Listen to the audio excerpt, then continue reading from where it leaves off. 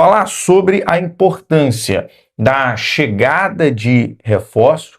O Vasco que destravou a contratação do Santiago Sousa, o mesmo se despediu da torcida no final de semana no El Cilindro, em Avejaneda, na Argentina, e agora as últimas documentações para que o Vasco possa emitir a passagem do jogador, e assim que tivermos a informação, vamos estar realizando a chegada do Santiago Sousa no Rio de Janeiro. Beleza? A importância dessas contratações, e o Admar vem intensificando, está na Espanha, na Europa, para solucionar e destravar agora com o Nelson de Ossa, é porque o Vasco vai ter uma sequência, aquela sequência muito parecida com a chegada do Renato Gaúcho lá no primeiro turno.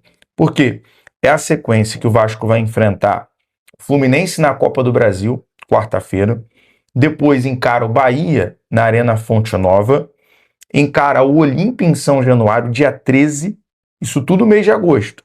Dia 5, Fluminense, dia 9, Bahia, dia 13, Olímpia em São Januário, 16, Santos em São Januário, 20, Olímpia no Defensores del Chaco, dia 23, aí é aquela sequência, Palmeiras na Nubank Arena, e depois no dia 30, o Cruzeiro em São Januário. Lembra aquela sequência?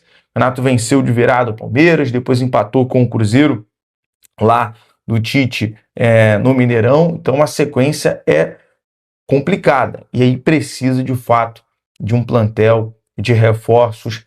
É óbvio que as ideias, os conceitos do técnico Pedro Emanuel, a gente já começa a notar uma diferença, principalmente no setor defensivo, né? O Vasco não levando gols, mas precisamente os reforços vão ajudar bastante. Se tratando da Copa do Brasil, não há tempo, né, para inscrever o jogador nessa fase da Copa do Brasil. Todos os reforços que chegarem essa semana, não dá tempo de se inscrever na Copa do Brasil. Mesmo que o jogador seja bidado, ele não pode atuar nas oitavas. Por isso, não há pressa para o jogo do Fluminense. Mas Sousa chegando já vai estar apto para o jogo contra o Bahia na Arena Fonte Nova. Inclusive já deve ser apresentado, viajar com a delegação Cruz Maltina para o jogo contra o Bahia na Arena Fonte Nova. Quem volta na quarta-feira contra o Fluminense é Thiago Mendes, né? O Vasco terá esse reforço importantíssimo do seu capitão, que ficou fora do primeiro jogo das oitavas de final contra o Flu, porque estava cumprindo ali suspensão, né? E agora ele retorna nessa partida aí contra o Fluminense, jogo da volta. E acho que vai ser muito importante para o time do Vasco, né? Ele é um jogador muito importante para esse time do Vasco, e a gente viu a dificuldade que o Vasco tinha com a bola no pé nesse último jogo. Eu acho que o treinador português Pedro Emanuel conseguiu até defensivamente ajeitar esse time do Vasco. Mais uma vez o Vasco não levou gol, mais uma vez o Vasco não foi tão assustado pelo adversário, né? Enfim, soube ali de certa forma se controlar defensivamente, mas do meio para frente, né, principalmente no meio campo, o Vasco não tem qualidade nenhuma, né?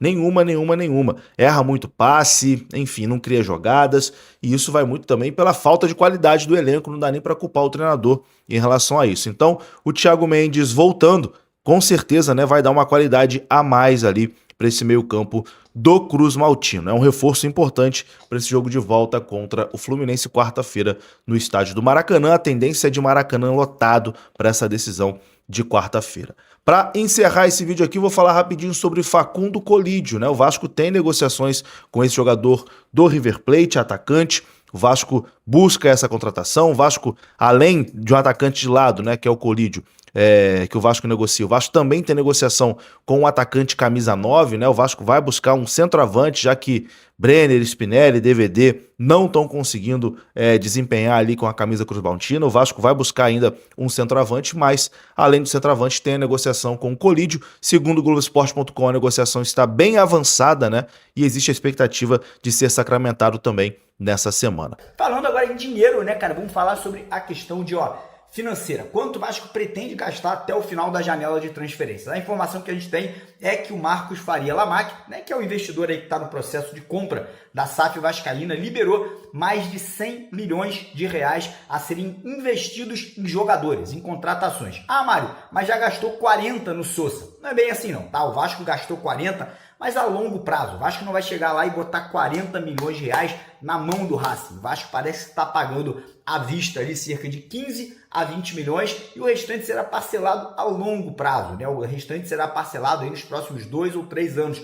Ou seja, lembrando que esses 100 milhões que o Vasco aí talvez vai investir agora no restante da janela, talvez sejam a parte do investimento à vista, que será retirado dos cofres da SAF Vascaína já em curto prazo, né? O Vasco ainda tem em busca aí de contratações um centroavante, um camisa 9, um atacante de lado de campo, um jogador para o meio de campo, né? Um camisa 8, um camisa 10 e pelo menos 1 ou 2 zagueiros. Então a gente está falando de 5, 6 contratações nesses próximos dias, nessas próximas semanas. Então isso aí vai demandar de dinheiro, né? Graças a Deus que tem essa liberação, que tem esse aval, que tem esse ok do investidor Marcos Faria Lamaque, e por esse motivo, nosso executivo de futebol, Admar Lopes, nesse exato momento já está no continente europeu, né? Informações aí de colegas que cobrem o Vasco lá do Colina 1927, né? Que o Admar já teria, né, ido para a Espanha, ido para o continente europeu em busca de contratações, né? A gente não sabe ainda quais serão as posições